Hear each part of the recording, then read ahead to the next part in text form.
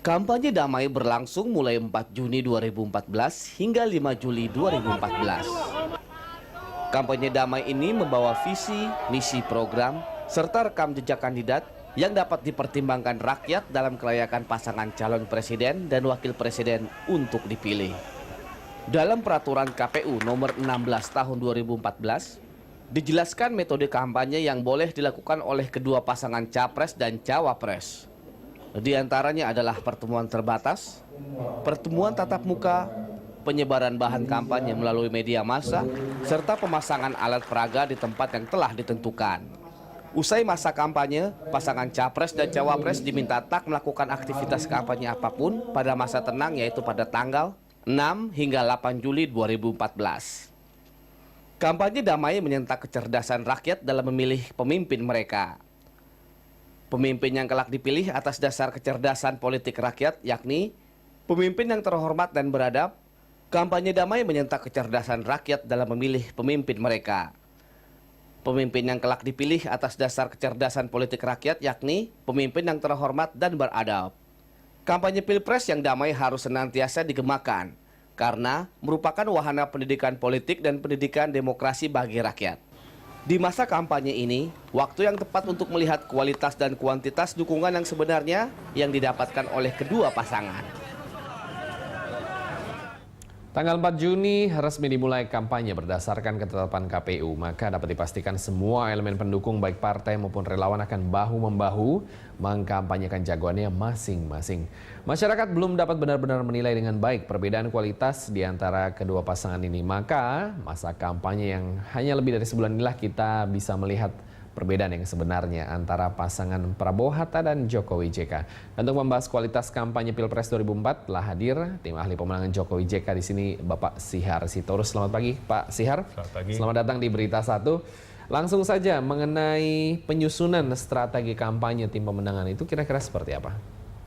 Ya, pertama dalam kampanye pemenangan pasangan Joko Widodo dan Yusuf Kala, kita menyadari bahwa masyarakat kita ini sangat beragam dan pendekatannya juga berbeda. Kami menggunakan beberapa cara sehingga pesan visi misi dari pasangan Jokowi dan Yusuf Kala ini dapat tercapai di masyarakat. Antara lain, kami menggunakan presentasi langsung oleh Joko Widodo dan Muhammad Yusuf Kala sebagai calon presiden 9 Juli 2014 nanti. Kemudian kita menggunakan juga cara influencer, di mana para pakar dari berbagai bidang seperti ekonomi, musik, seni, kreatif, dan yang lain-lainnya akan memberikan pemaparan kepada konstituennya pada fokus group, sehingga visi misi ini dapat tercapai dengan tepat di pikiran masing-masing bagian daripada masyarakat. Dan itu juga tidak menutup kemungkinan kita menggunakan sosial media untuk mencapai masyarakat lebih jauh lagi, lebih luas lagi sampai kepada daerah-daerah. Sepertinya lewat Facebook misalnya atau Twitter. Itu menjadi media kampanye yang kami gunakan juga. Satu elemen yang paling penting, yang tidak kalah pentingnya adalah relawan. Relawan ini sangat penting karena bisa dikatakan ini partisipasi langsung daripada masyarakat yang merasa, yang mempunyai suatu keyakinan bahwa pasangan Jokowi dan JK ini adalah layak menjadi presiden kita di periode yang akan datang. Oke, mengenai partisipasi langsung dalam hal ini, baik Jokowi atau JK katanya ada presentasi langsung. Apakah ada daerah-daerah tertentu yang menjadi pusat perhatian atau bagaimana? Karena kita tahu jadwalnya sampai ke Papua bahkan ya. Iya, pada pagi ini Pak Jokowi berada di Papua dan Pak Yusuf Kala bertemu dengan anggota masyarakat lainnya, ya tentunya untuk menyampaikan visi misi dan meyakinkan masyarakat bahwa mereka adalah pasangan yang tepat. Tentunya dalam kurun waktu 1 bulan ini ada beberapa daerah lagi yang akan dikunjungi oleh pasangan ini. Tentunya lokasinya yang strategis, yang mempunyai perwakilan suara yang cukup banyak dan mempunyai simbol sejarah dan berbagai kriteria lainnya untuk menentukan daerah-daerah yang akan dikunjungi oleh pasangan ini. Oke, apakah berikutnya modalitas tokoh atau figur lah ya, seseorang tokoh itu cukup penting sebagai calon presiden tanpa kita melihat kualitas nih terlebih dulu?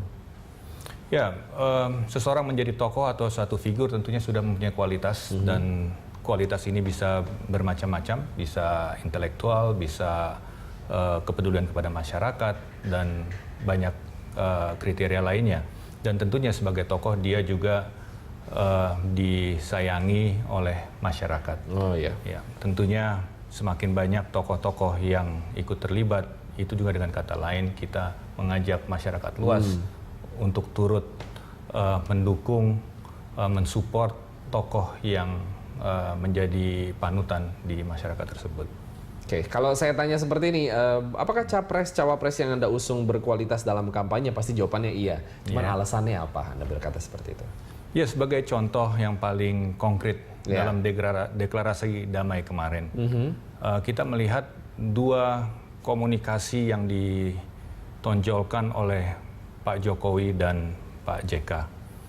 Pak Jokowi dalam deklarasi damai kemarin tersebut menggunakan komunikasi verbal dan non-verbal yang sangat kuat. Secara tematik,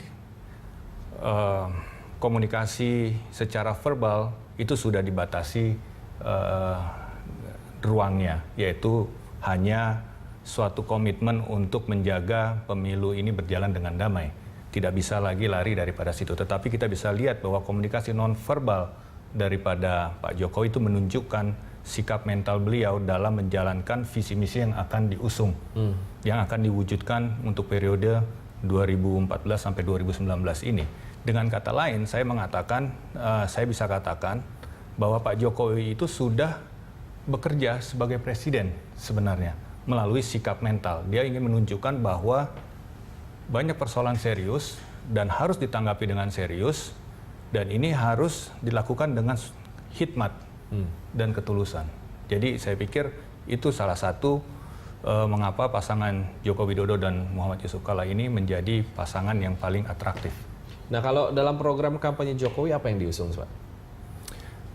Tentunya kita lihat visi misinya Pak Joko Widodo dan Yusuf Kalla ini sangat luas, mulai dari ekonomi, pertahanan, industri kreatif, kesehatan, pendidikan, olahraga. Dan yang menjadi titik berat juga dalam visi misi dari pasangan ini adalah pembangunan karakter bangsa. Dan ini sangat penting untuk menjalankan, mewujudkan, merealisasikan program aksi yang telah dirancang tanpa ada suatu perubahan sikap mental atau revolusi mental, maka program aksi ini akan menjadi suatu jargon. Sering disebut itu revolusi mental ya. Kalau dari segi kesejahteraan rakyat sendiri, kira-kira apa yang akan ditonjolkan dalam kampanye? Ya, kita bisa melihat parameter yang ada di dunia ekonomi sekarang ini, mulai disparitas pendapatan, tingkat pendidikan, tingkat kesehatan, tingkat pendidikan kesehatan ya. Dan ini akan menjadi program penting di dalam visi misi, di dalam pelaksanaan pekerjaan program aksi daripada pasangan Joko Widodo dan Yusuf Kalla. Ya, karena kita mengetahui bahwa kita punya negara ini sangat kaya, tetapi terjadi ketimpangan kesejahteraan di sana sini, dan pemerataan daripada kesejahteraan ini akan menjadi fokus. Oke, itu yang difokuskan lah ya dalam kampanye seperti itu. Nah, berkaitan dengan pengalaman, kita tahu bahwa Jokowi sudah pernah 2 kali menang di Solo, Jakarta, ya kan? Berarti 3 kali. JK pernah dulu sebagai wapres. Apakah ini Anda lihat sebagai sebuah keunggulan dalam kampanye atau? Ya, tentunya track record itu, rekam jejak, memberikan suatu indikasi tentang seseorang. Dan seperti yang kita lihat bahwa kedua orang ini mempunyai rekam jejak yang dapat diikuti oleh publik secara transparan. Jadi kita sudah mengetahui sebenarnya positif dan negatif dari kedua orang ini, Bapak Joko Widodo dan Pak Yusuf Kala sebagai calon presiden dan wakil presiden. Dan yang terutama adalah kita mengetahui karakter mereka. Karena ini karakter ini akan sangat menentukan apakah program aksi ini akan dilakukan secara konsisten.